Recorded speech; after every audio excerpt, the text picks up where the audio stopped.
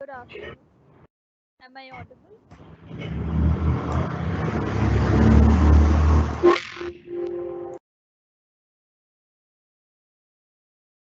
Am I audible? All hear me?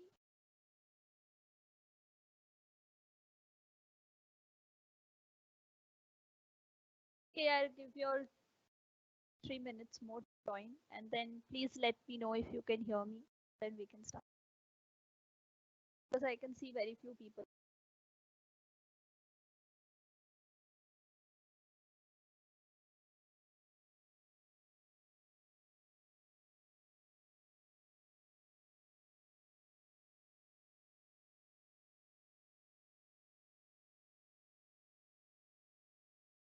Please let me know if I'm audible once you join. Can you hear me?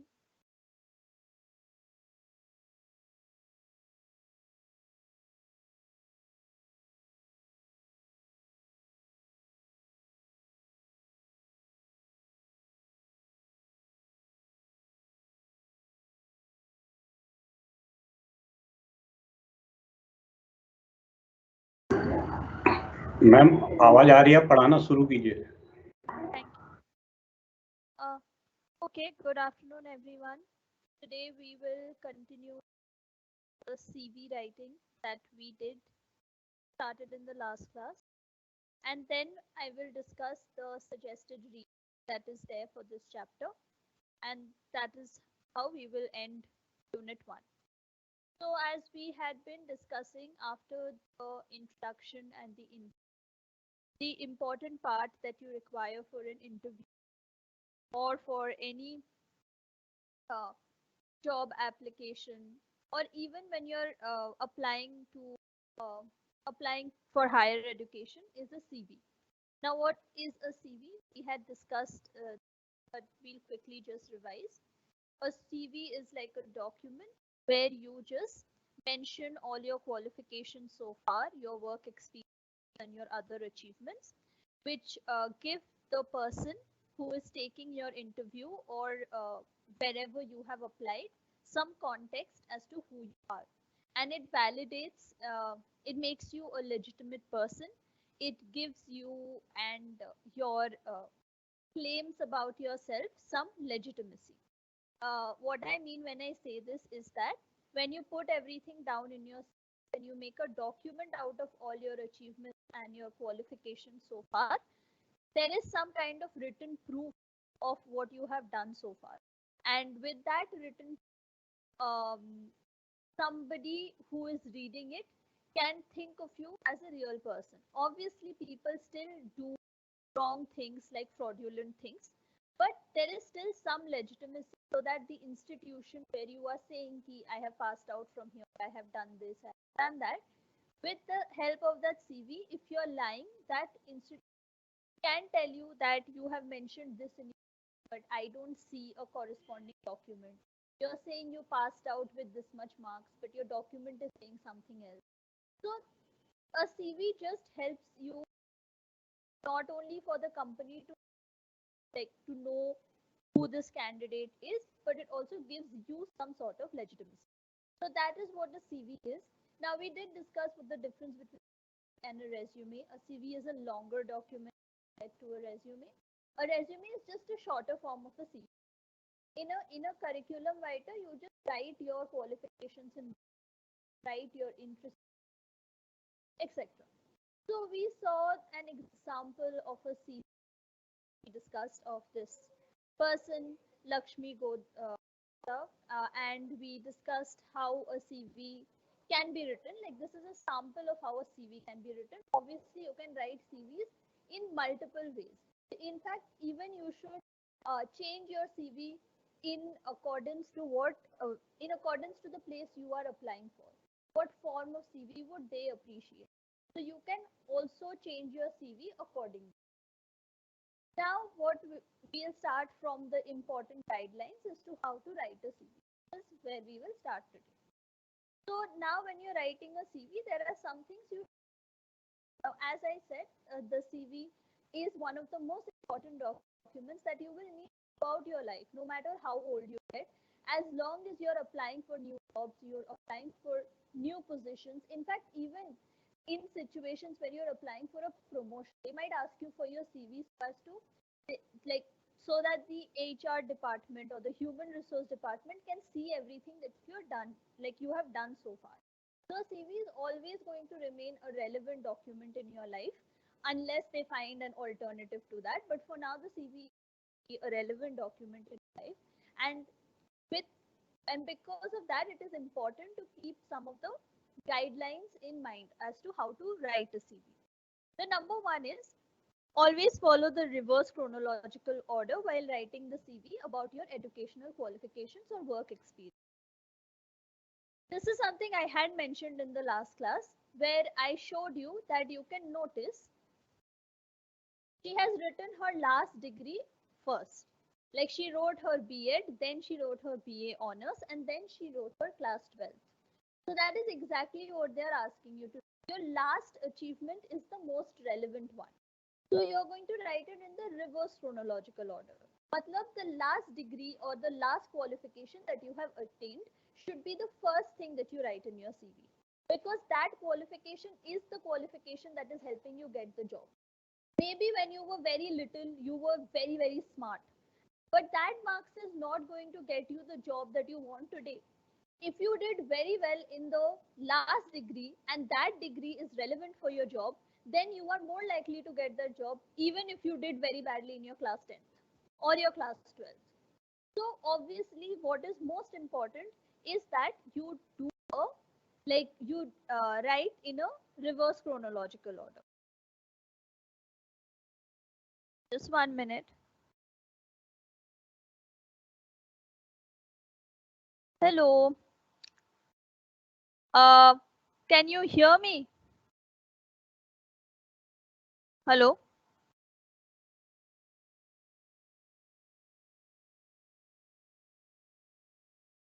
As for the video of this Arushi, I think it is going to be on your dashboard. At least that is what I know.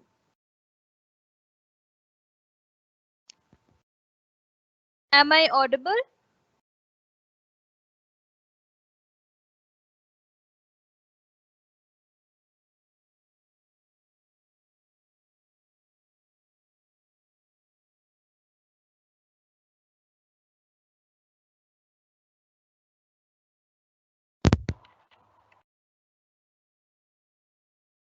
Am I audible?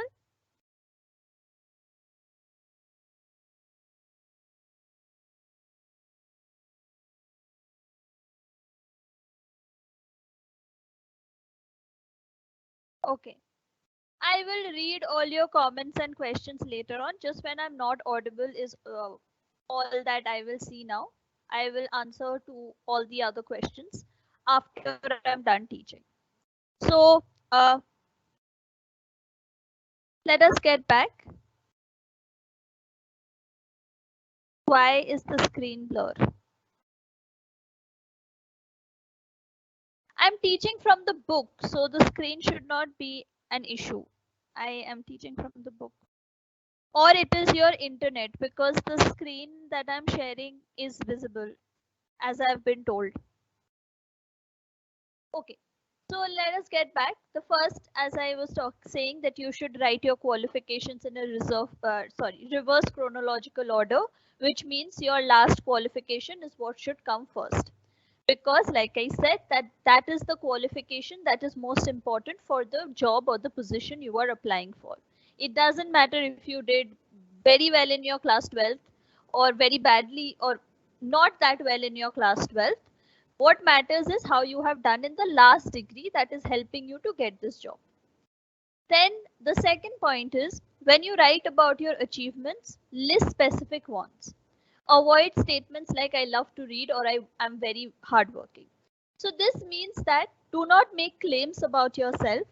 Be very specific about exactly what your achievements are.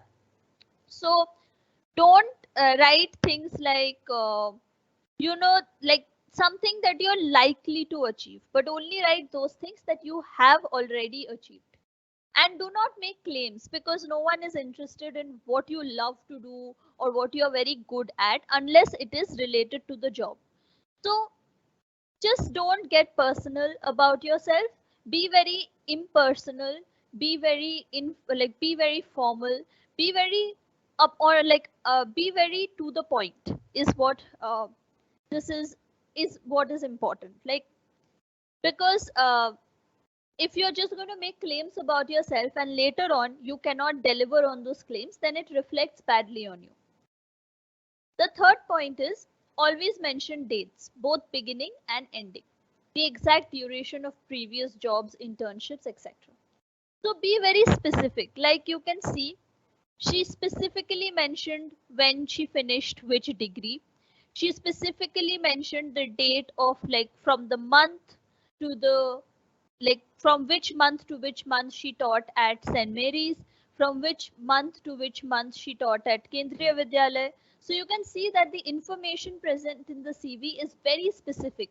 It is not something that she is just like it is not vague. It is very solid. It is very specific information, likely what is written in, like, the work experience certificate that she's going to present. So be very specific about your dates so that there is again legitimacy, so that people exactly know what, so that people exactly know what uh, what like when you have achieved what. Don't use abbreviations, which means do not use short forms. For instance, write Delhi University, not DU. So do not use short forms. Be very specific and uh, be very clear about where, like, DU can, what if DU is some other university? It can be a private university. DU can be the short form of anywhere. You can't take it for granted that the job that you have applied to will know what exactly DU is. So you should be writing the complete name and not abbreviations, which means short forms. Mention only those awards that are 5 years old. Don't mention awards you won when you were in junior school. Now, this is quite similar to the degree, but obviously you're supposed to mention the marks you got in your class 12, as opposed to don't mention achievements that you had when you were like a kid. Like, say in class 1, if you won the elocution, or in class 5 you won a race. Those achievements, obviously they are important to you and to your personal growth, and they're important to you as a person, but it is not important or relevant for the job. So there is no point in mentioning it. That just looks like you're trying to fill up the space. You're trying to make your CV more like longer and more heavy with information that is not even relevant. So these are the 5 points that you should keep in mind. But there are actually many other important things in CVs which depend on where you are applying, what they are specifically asking for. Because sometimes the places you are applying to will have their own form that you have to fill up, or will mention the format of the CV that they want from you, or they will ask you for details that they want to know about you. So it's not always going to be like something that you just want to say. So your CV is not a permanent piece of document. You have to edit it, re-edit it, make new ones whenever required, uh, delete information, add information according to the place that you're applying to. So this absolutely depends on where you are applying to. It's a very subjective piece of document. It is not a permanent piece of document. It is a free flowing document that you have to keep altering depending on what is being asked of you. So as you can see, there is no fixed format for a CV. What is important is that everything that you write is relevant to the job you're applying to, is true and is true. It is very important that you have proof about everything that you write in your CV, because you don't want to be called a liar or a fraudulent person, right? You want to be legit, you want to be taken seriously, which is why it said that don't write claims about yourself. Don't write vague things. Be very specific, be very real, be very true and honest. So, which is why you're supposed to only give relevant information and nothing that is personal, because no one in the job, like for the job interview, no one is here to be your friend. It is a very professional relationship. You can think of a CV as a comprehensive introduction you're giving to someone who might employ you. That is what I've been saying. The reason we did this chapter in this format, we started with the introduction, we went on to the interview, and now we are at the CV, is that the CV is the document that is a correspondence to the introduction that you are giving in person. You are defining yourself, and this CV is an attestation of everything that you are saying about yourself. Just 1 minute. Okay. So the CV is the attestation of who you are, and it is a proof that whatever you are saying with your mouth is also it's also written in a corresponding document. This is the CV of a student who is applying for an internship as an accountant. You will notice the next CV, there are no references, nor are there marks scored in school, college exams. It is because a student is applying for an internship, and in such case, she would not require any work experience. So like I said, it depends on what the CV requires. So they have given you another CV. Here you can see Vikas Rastogi. He has written his personal information. He has written his career goal, which is to work in a reputed organization and gain experience in bookkeeping and manage financial data. So he's applying for an internship. Here he has just plain mentioned that from wherever he has acquired his degrees. He has written BCom School of Open Learning, Delhi University, 2018, and he finished his school from Central School, Vikaspuri. So this is his general information. He has written the skills that he has, which is he knows how to tally, he knows ERP, and he knows QuickBooks. He has written his experience, that some work internship experience that he has with Luthra and Associates. From he specifically mentioned the months he has worked, he has interned over there. Then he has given some of his personal details.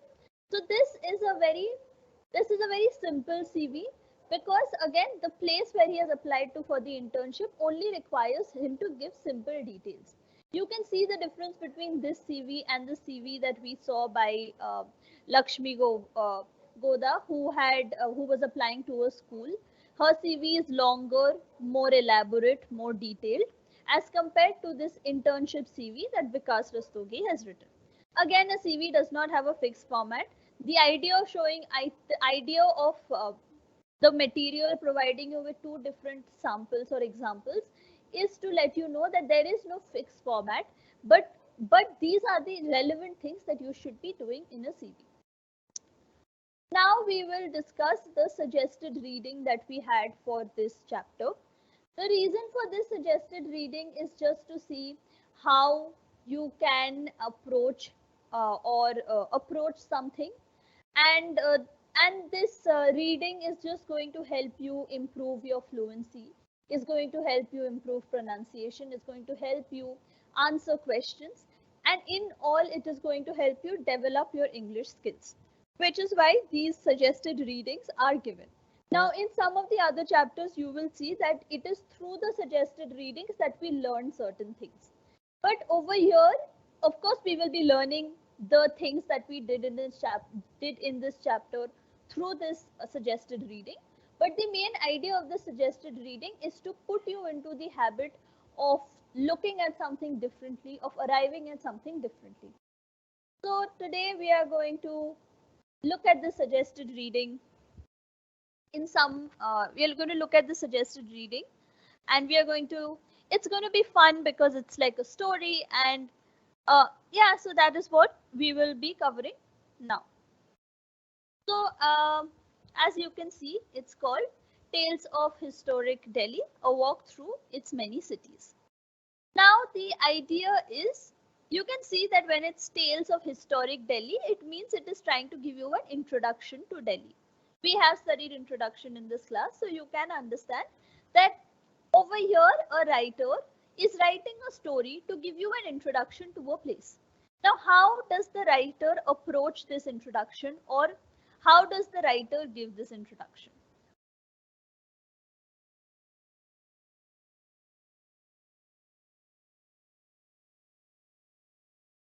Okay, so that is what we are going to see. Now, the introduction to the book or the introduction to the story, we can see that it is a story which is like the Panchatantra, which means that there are talking animals and there are creatures, like the creatures can do fantastical things or they can do things that they don't do in reality. So which means there are talking animals and there is conversation between the animals and all of that. So like you must have heard of Panchatantra and the Aesop fables. Must have heard kya? I'm sure many of you have read or watched on television. So it's like those stories, because remember, in those stories most of the animals can talk, communicate with each other, etc. uh, so yeah, so this book is an in just 1 minute.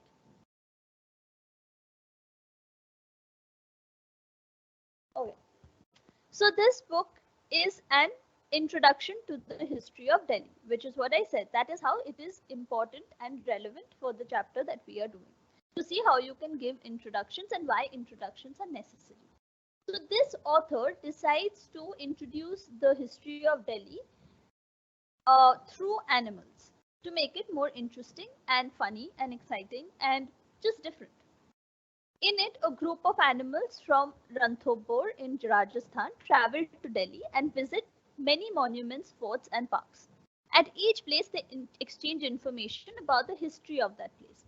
So, notice how this author, who is writing Tales of Historic Delhi, is giving you an introduction to Delhi through something that is unrealistic, through something that is fictional, but making it interesting.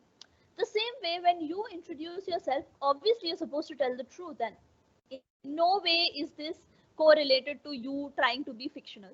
But at the same time, you should make yourself interesting. You should not, you should be trying to get a good first impression. That is the whole idea of making introductions interesting. Now, because he or she is writing the story in like she's writing the story in such an interesting way, what happens is that people reading this book will remember the introductions to the different monuments that are written in the book. So because of this interesting manner in which this is written, you will remember the information this book is trying to give you.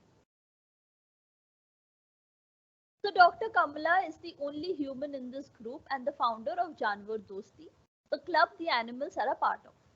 So the animals are a part of a club called Janwar Dosti, and Dr. Kamala is the only human being who is uh, who is the founder of this group, this animal group. All the animals have been given names that are funny and easy to remember. Tunu the tiger, Bula the bear, Bandar the monkey, Tota the parrot. So you can see all these names are easy to remember. They are memorable. They are funny. There is an owl with a rather filmy name, which is Pandit Ulala. All the animals talk and behave like humans. They travel, go shopping, make fun of each other, search for information on the internet, send emails to friends, and also give lectures on history. They travel all over Delhi and have fun like typical tourists. So, through this, obviously, if you're reading the story, it's so fascinating that you're likely to remember the information as opposed to, say, your history books. Did you remember those history chapters you had in middle school, right? When you were like in seventh and eighth, which gave you your whole Indian history about when the Mughal Empire came, what happened after that. But you're not likely to remember those information, even though the Mughal Empire is so important to the history of Delhi. But you're not likely to remember that information because it's just something that like it's just a lot of information. But if the information is given out in a very fun manner, then you're more likely to remember it, which is why she has written the story in that way.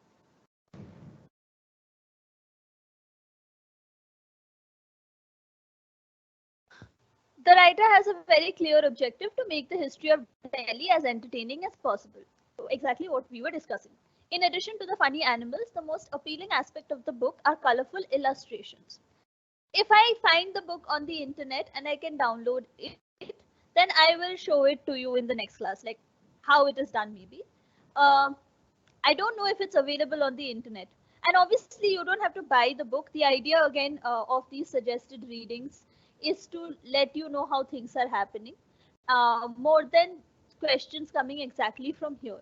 But obviously, you should read this for yourself. And me teaching you, just don't forget about it just because I discussed it in class. Do look it up, search for it in the internet, and like I said, if I find the book on the internet, then sure I'll show it to you in the next class. Anyway, so getting back to this, in addition to the funny animals, the most appealing aspect of the book is colorful illustrations. If you look at them carefully, you will find many funny drawings. To know the tiger wearing sunglasses, riding a cycle rickshaw in Chandni Chowk, or the rabbit Lucky getting scared of ghosts of the Mongol warrior at Siri Fort.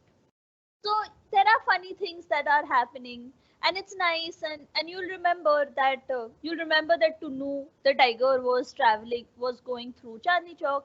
You will remember the rabbit getting scared of the Mongol empire, or the Mongol emperor in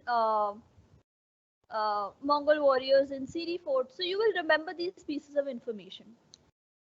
And because, like what I was saying, history is, many people do not find history as interesting. I'm sure some people do. I personally love history, even though when I was a kid I didn't like it as much. So maybe because for that reason the author is trying to just make these introductions really interesting to give them a view to what Delhi is. Now we'll see the summary of the chapters that are there. So chapter 1 to 3. Each of the 12 chapters have a brief paragraph in the beginning that provides details about the dates of construction, rulers who built the monuments, the animals visit. So you can see that this book is trying to be accurate, even though it is fictional, even though it is fantastical. It is trying to be accurate, and it is giving you information that is required and that is there, which is why it is giving you the dates when the. Just 1 minute. Just give me 1 minute. I'll be back.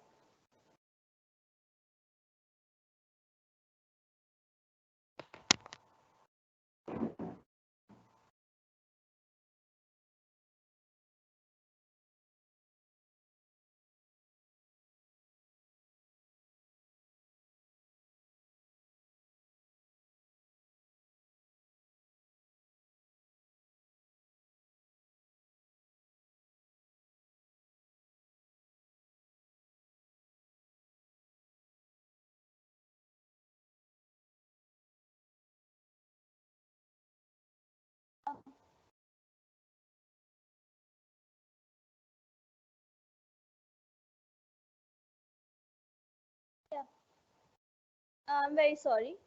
I had to just check the door. But anyway,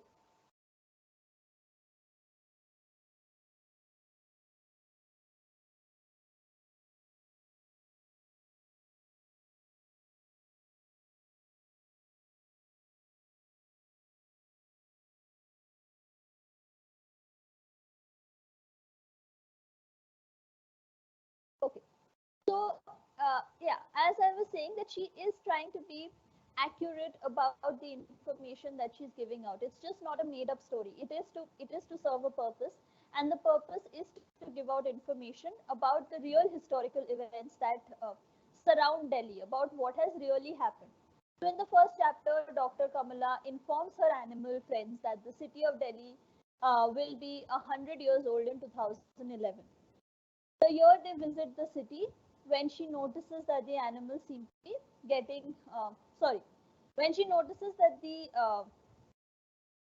animal seems to be getting interested in Delhi, she offers them to visit. Like offers to take them there. They travel by train and they get down at New Delhi railway station. They visit the Purana Kila, where the animals learn that it was built by Afghan ruler Sher Shah Suri in the 16th century. It is believed that it was built over the ancient city of Indraprastha, built by the Pandava brothers in 2500 BC. So they visit a real place, which is Purana Kila. They learn about who built Purana Kila. They learn also about the myth that exists around Purana Kila, about it being built on the ancient city of Indraprastha, which is associated with the mythological story of Mahabharata. The Pandav brothers lived in Indraprastha. So they learn about this whole detail. Then after that, the animals visit Qutub Minar in chapter 2, which is the tallest minaret in the world. So we learned this piece of information that the Qutub Minar is the tallest minaret in the world. It was built by India's first Muslim ruler, Qutbuddin Aibak, in the 14th century and is now a UNESCO World Heritage Site. You guys must know this. You guys have been to. I'm sure most of you have been to most of these places. And Qutub Minar is like an amazing monument. It's so rich in history. It's so rich. It's just a very good place to visit. So you already know this. There, there Mayurdas, the peacock, who is a very like a learned bird, tells the other animals about the different structures in the Kutum complex. There they meet an elephant named Ikmukhi, who is also very learned and spiritual. He calls himself a follower of the Sufi saint Qutbuddin Bakhtiyar Kaki, after whom the Qutub Minar is named. The elephant joins them in their visit to the other monuments in Delhi. So here you learn the extra piece of information. After whom is the Qutub Minar named? So you see how these introductions are taking place. One person is introducing some detail about this particular monument. So you're likely to remember what? Like you're likely to remember that piece of information, similar to how you should be introducing yourself, so that you're remembered after your introduction is over.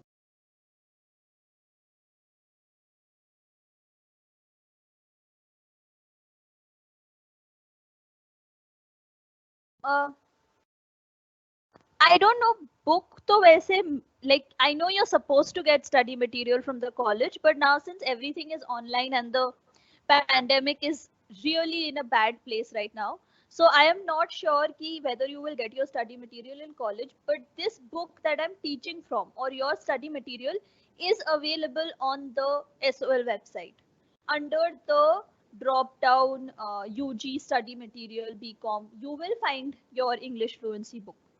So I am primarily teaching from there. If there's anything extra, I will share that with you. Uh, like I'll share the link with you. Last day I had a problem sharing the link. So I will, like I said, I will look for this book on the internet, this Tales of Historic Delhi. If I find this book, I'll share it with you. I'll share whatever suggested readings I can find.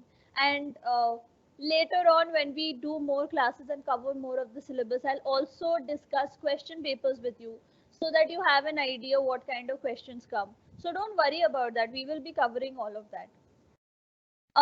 The If you want an extra book for English fluency, then I will look and I will let you know. Like I can't immediately tell you about a book. I will see what other books can help you and I'll give you a list. Uh, I'll give you a list of, maybe not a list, but like at least one or two books that can help you. So I will let you know that. Okay. Again, let's get back before I answered the other questions, like before I take other questions. Anyway, so in the next chapter, the group of animals visits Siri Fort. There it is Tunnu the tiger who narrates some very interesting facts about the origin of the name of Siri Fort. Siri means head. We learned that this fort was built by Alauddin Khilji as a defense against the Mongol warriors from Central Asia. It is believed that the fort is built with the severed head of 8,000 soldiers killed in the war. So here you learn like some of the very dark details. Uh, it's not about whether it's true or not, but you also learn how things are associated with like things are there are stories behind everything. So the Siri Fort information about the severed heads. Everyone knows that Alauddin Khilji was a very scary ruler, was a very ferocious ruler, and was not the most kind, as we can say. So this is why the story is associated with this. Now you can see that now we like there are few questions given. This is just to see like whether you are following the story or not. Now from chapter 4 to 6. As you must have observed, each chapter it is a different animal who contributes to the narration. On their visit to the Dargah of Nizamuddin Aulia, the famous Sufi saint, Ekmukhi, Pandit Ulala, and Mayur Das take turns to tell the others about the saint. The famous Persian poet Amir Khusrau and Mirza Ghalib are also buried there. So now they start talking about the Sufi saints, the different people who were here in Delhi. What makes the culture of Delhi so rich? So they talk about Ghalib, they talk about Khusrau, and it just makes the whole thing more whole, like the information that you're getting about the city. You learn so many various things, just not the history, but you also learn about its culture, you learn about its poetry, you learn about what makes Delhi Delhi. So, uh, so the next place they visit is the Tughlaqabad fort, built in 1321 by Sultan Ghiyasuddin Tughlaq, but abandoned in 1325. So it was abandoned in just 4 years. According to popular belief, the Sufi saint Nizamuddin Aulia had cursed the city built by the arrogant sultan, predicting that it would only be inhabited by nomads. His prediction came true, and the city was abandoned after Ghiyasuddin's death in 1325. So now the interesting thing is that these cities were just like, now Delhi is one big city. But every ruler had their fort, had their place, and for every ruler, these were smaller cities.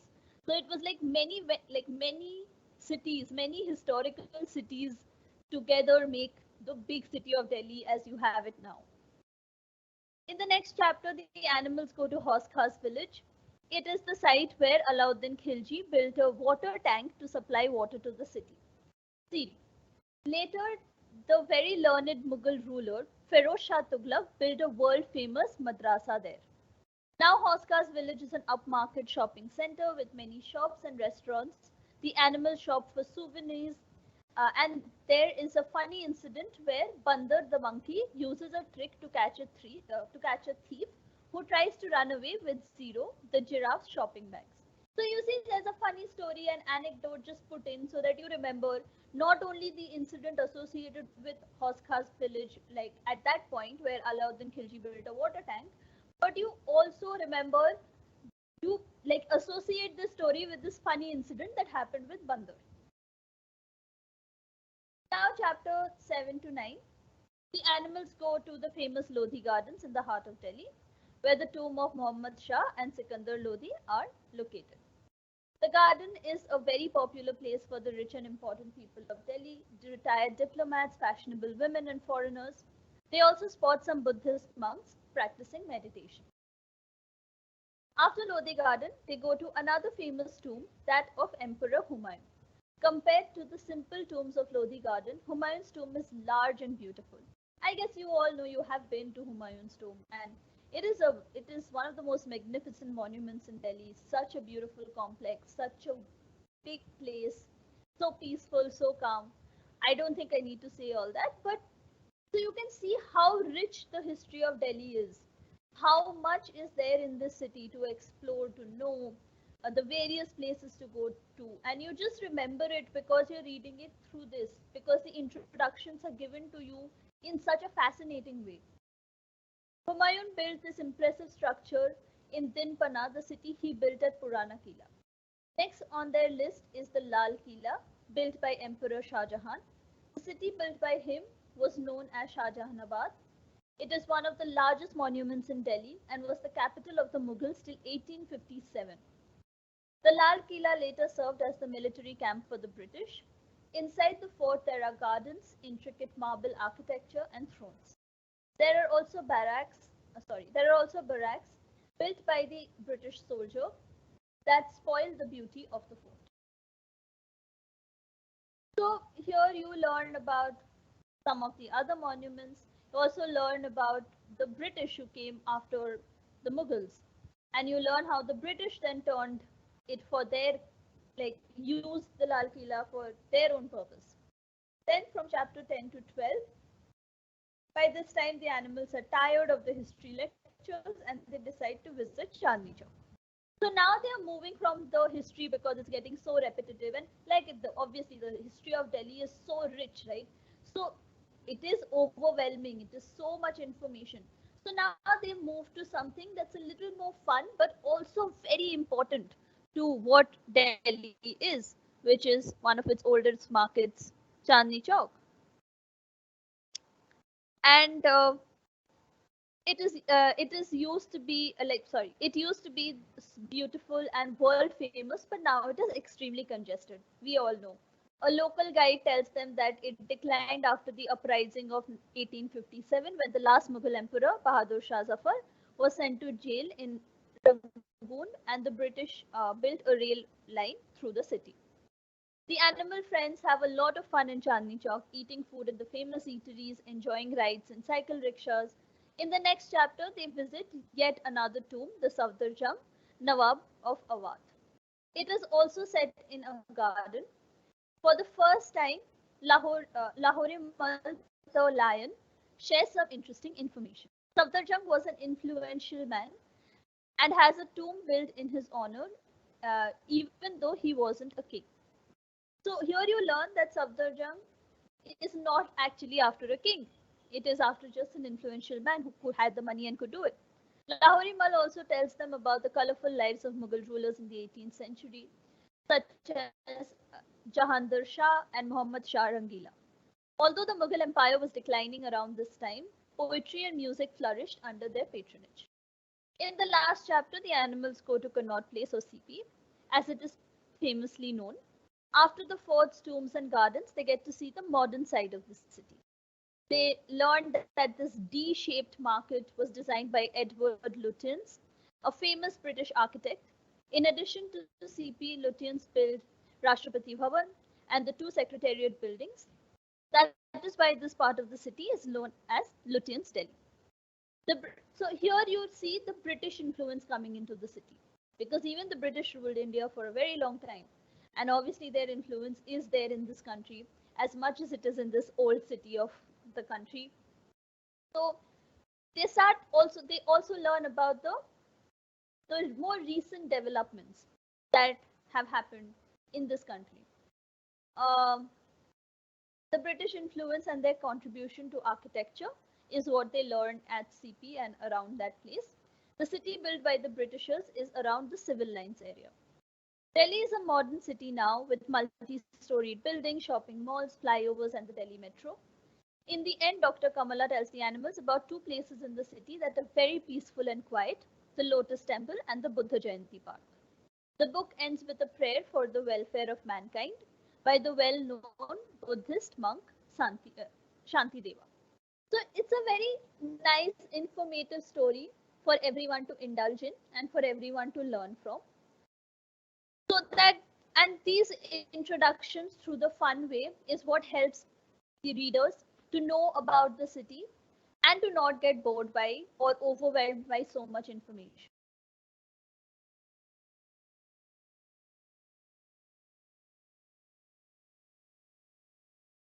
Uh, yeah, to not get bored and overwhelmed by so much information. Uh, this little book introduces us to the rich history of Delhi.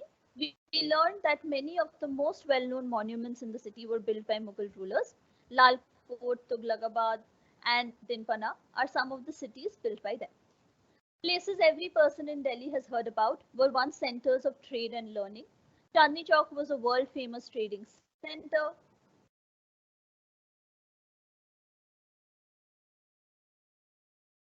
One minute.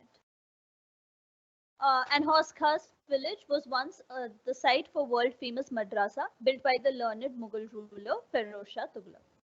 The legends associated with the Sufi saint Nizamuddin Aulia and his struggle with Sultan Ghiyazuddin are some of the most fascinating stories in the book. It is interesting to read about the cursed city at Fort Tughlaqabad, where no one lives. There are countless little facts about the city that are fun to read about. You must have enjoyed reading about the animals and their funny encounters. So now they have given you an activity that you can do for fun. But the main thing, before we discuss the activity, the main thing that the reason why this suggested reading is given to you is to just show how important introductions are and how you can make introductions interesting. And obviously, reading is one way of improving your English fluency, which is why these suggested readings are also given to you so that through them you learn how to speak better, you learn how to write better, you see how different approaches can be taken. Like an introduction doesn't just have to be information. It can be done in a fun way where you are giving out real details, but at the same time, you're but at the same time, you're engaging your audience. You're engaging the people reading. You're engaging the people listening to you. So it is just a fun approach to take so that you can make everything around you more interesting. That is the main point of this suggested reading. Um, so let's see the activity that they have suggested. The Animal Club Janwar Dosti is full of funny animals and each one has his or her personality. Make a list of all the animals and write a couple of lines about them. So the reason why they have given you this is to practice your writing and to practice your understanding. So, like they've given you the example of Pandit Ulala, the animals meet an owl in chapter 3, where they are when they are at Siri Fort. Though he is very filmy, he has a very filmy name. He's very wise and learned. Maybe that's why he is known as Pandit Ulala. He is a storyteller. At many places, shares his knowledge with other animals. So this is just to improve your understanding and your writing skills, where you can write short summaries about people. You can indulge in this activity if it interests you. Like obviously, I suggest you do it, but it is more important. The previous activities that were there in this chapter is more important than this activity. The previous activities, which was about writing that conversation between two friends who have met after a very long time, or the interview that you were supposed to take as a journalist from a magazine, those are very important. Please do those activities for your own practice. So this is where we come to an end of unit 2. In the next class, we will start with unit 1, sorry. In the next class, we'll start with unit 2, where we will learn about how English fluency is used in the domestic sphere. And we will be doing it through the suggested reading, The Lost Word. So here you will be, as you can see, the learning objectives for this chapter is to understand poetic language, to know how to analyze the theme and style of poems. So how to read a poem is what you're going to learn. You're going to learn about engaging with language, or how you can interpret and analyze language, because just what is said is not the only thing.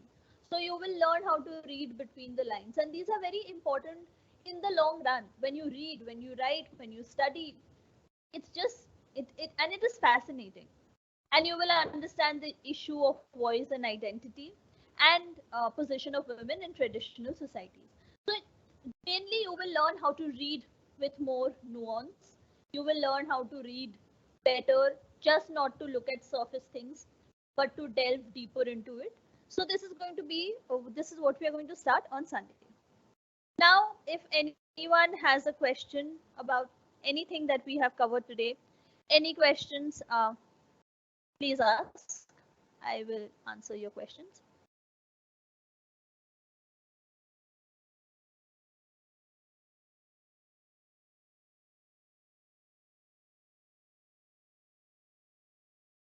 Any questions about anything we have covered so far in the last 3 classes?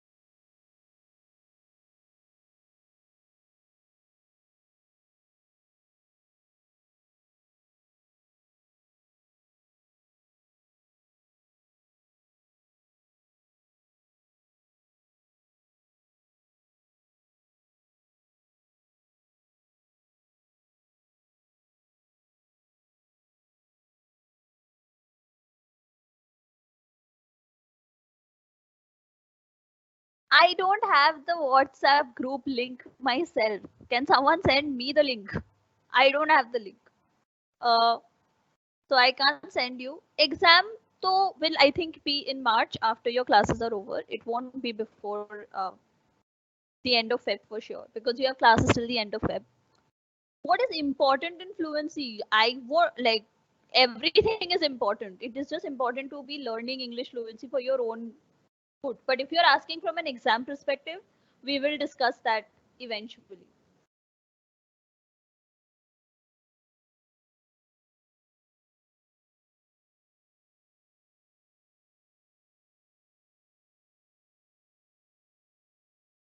Okay Kusum I will try मैं try करूंगी but ये English है तो मैं हिंदी में English अगर समझाऊंगी तो it's not going to serve the purpose but I will try to translate difficult words so that it makes it simple for you but obviously जो बेस है वो इंग्लिश में ही होगा क्योंकि ये इंग्लिश फ्लुएंसी की क्लास है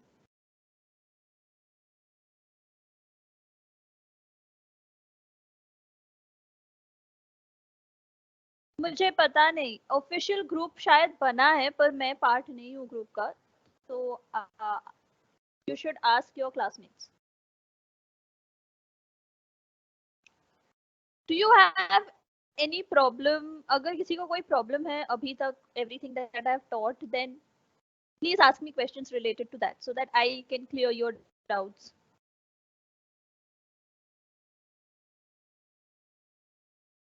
मेरे पास नंबर नहीं है तो मैं इंग्लिश ग्रुप बना नहीं सकती और इतने सारे स्टूडेंट्स हैं मेरे I can't save those numbers so don't ask me to make it it's a lot it's not a part of my job to do that but if you guys have a group which I think if you have like a class representative or whoever is dealing with the attendance and all of that then they will have the numbers of people make an official group then talk to your classmates and make an official group it will be helpful for everyone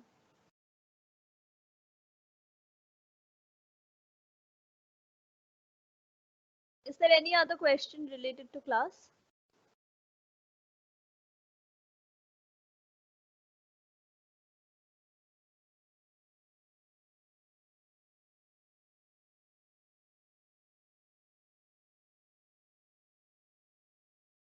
okay then I will meet you all again on Sunday we will be starting with unit 2 and have a great weekend till then take care and stay safe and we will meet again next day